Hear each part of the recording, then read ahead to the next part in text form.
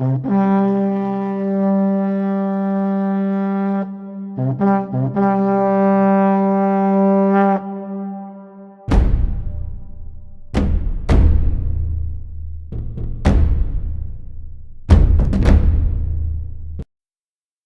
Of Indian history by doctor Mohanlal Gupta में आपका स्वागत है।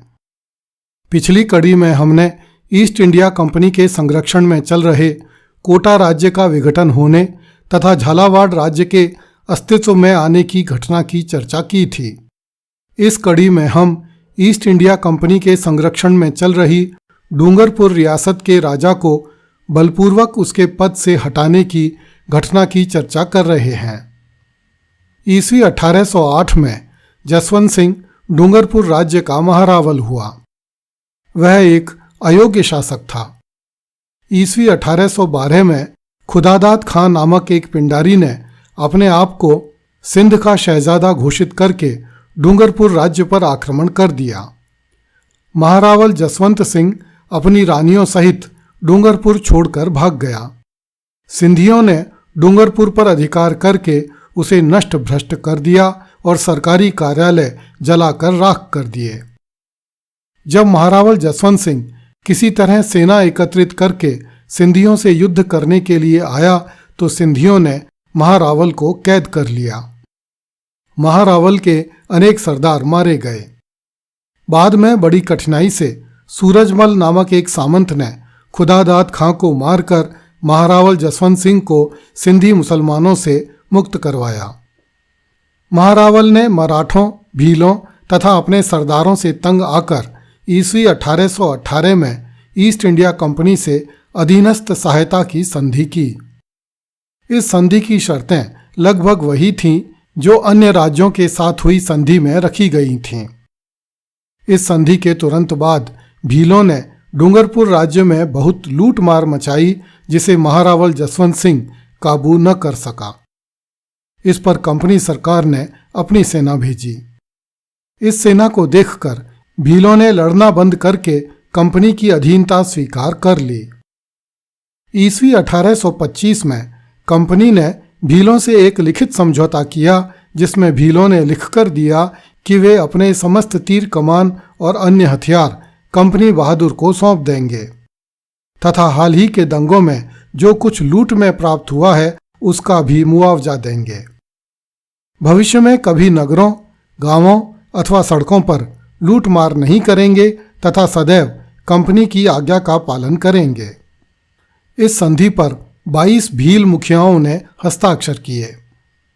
भीलों की समस्या पर काबू न पा सकने के कारण कंपनी द्वारा महारावल जसवंत सिंह को अयोग्य शासक माना गया तथा उसके राज्य कार्य छीन लिए गए।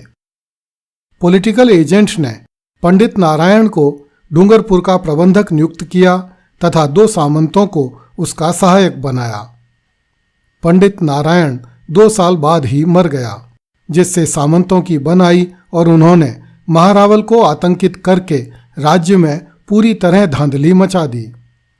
उन दोनों सामंतों के भी मर जाने पर जो नए सामंत राज्य कार्य के लिए नियुक्त किए गए वे भी पूरे बेईमान निकले, जिनसे तंग आकर अंग्रेजों ने प्रतापगढ़ देवलिया के महारावल सावंत सिंह के छोटे पौत्र दलपत सिंह को जसवंत सिंह का उत्तराधिकारी नियुक्त किया।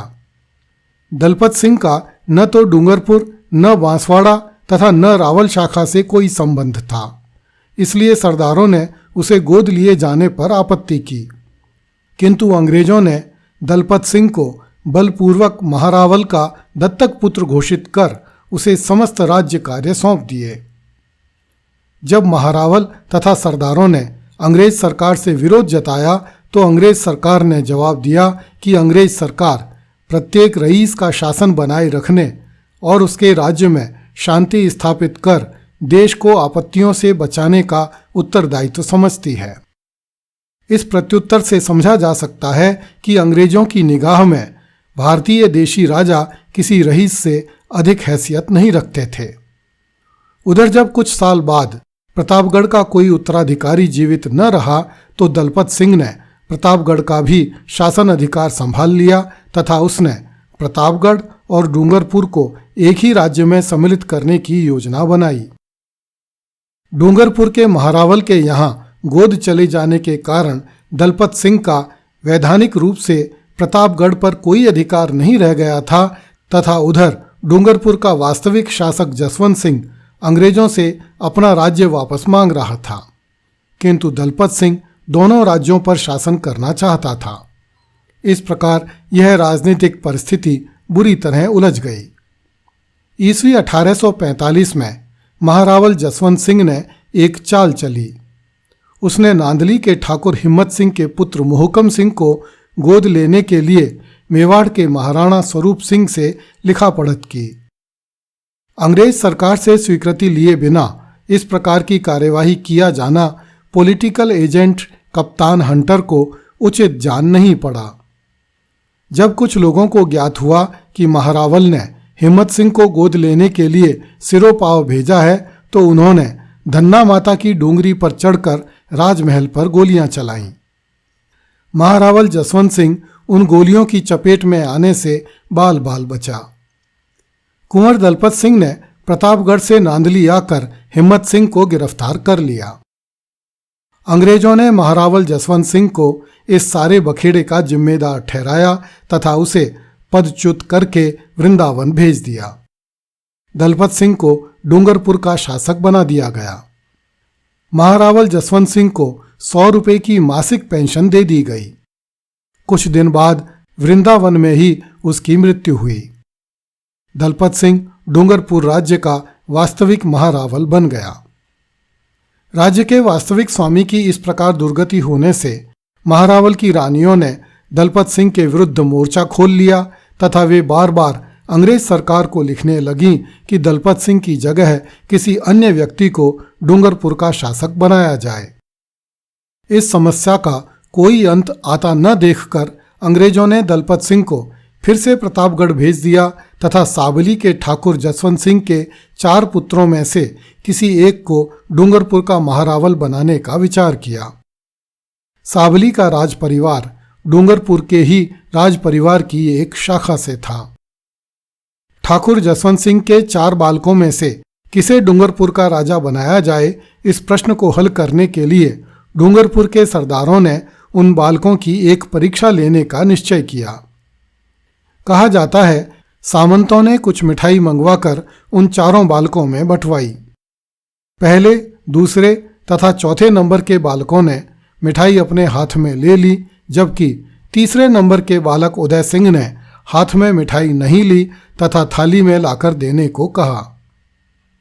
8 वर्ष के बालक की इस बुद्धि को देखकर सब लोग चकित हो गए। इसके बाद कुछ रुपए मंगवाकर उन 4 लड़कों को दिए गए। 3 बालकों ने तो रुपए अपने पास रख लिए, किंतु उदय सिंह ने कुछ रुपए ब्राह्मणों को दे दिए तथा शेष रुपयों से शस्त्र मंगवाने की इच्छा व्यक्त की। सरदारों ने इसी प्रतिभावान बालक को डूंगरपुर का स्वामी स्वीकार कर लिया। सरदारों के निर्णय को रानियों ने भी मान लिया तथा दलपत सिंह भी राजी हो गया।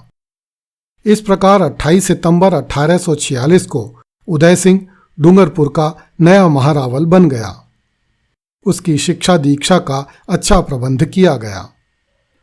कुछ समय बाद महारावल उदय सिंह ने राजपूताने की विभिन्न रियासतों का दौरा किया। दिसंबर 1855 में वह मेवाड़ के महाराणा स्वरूप सिंह से मिलने के लिए उदयपुर गया।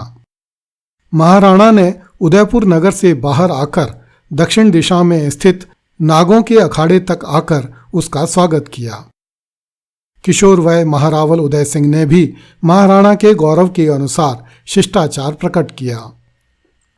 डूंगरपुर का नया महारावल उदय सिंह नाबालिग था, इसलिए डूंगरपुर राज्य का शासन अब भी प्रतापगढ़ का महारावल दलपत सिंह ही चलाता था। इस प्रकार महारावल उदय सिंह धीरे धीरे बड़ा हो रहा था। ईस्वी 1858 में उसे शासन के पूर्ण अधिकार सौंपे जाने थे, किंतु उससे पूर्व ही भारत में ईस्वी 1857 का प्रसिद्ध गदर प्रारंभ हो गया और महारावल उदय सिंह को अपनी वफादारी दिखाने का अवसर प्राप्त हुआ।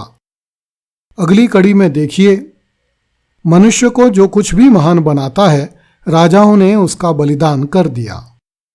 कृपया इस चैनल को लाइक, सब्सक्राइब एवं शेयर करें तथा नोटिफिकेशन का आइकन ऑन करें ताकि आपको चैनल पर अपलोड होने वाली नई वीडियो की जानकारी तुरंत मिल सके। जय हिंद।